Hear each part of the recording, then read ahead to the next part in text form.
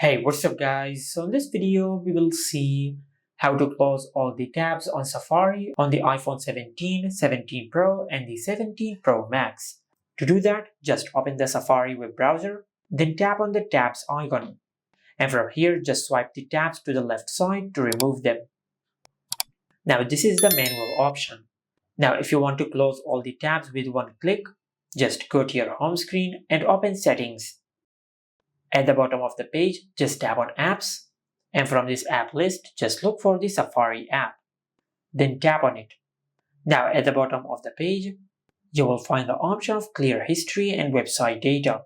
Just tap on it, and from here, just make sure you enable Close All Tabs.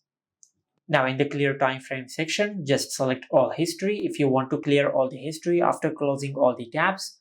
But if you do not want to clear the history on your Safari web browser, just select Last Hour. And by selecting Last Hour, you will only delete your search history of the last hour. Now, after that, just select Clear History.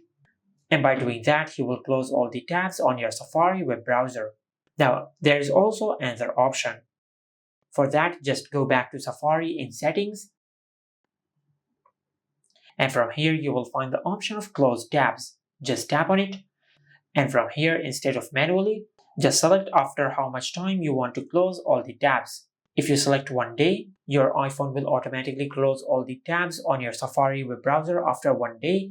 But if you select 1 week or 1 month, it will automatically close all the tabs after 1 week or after 1 month.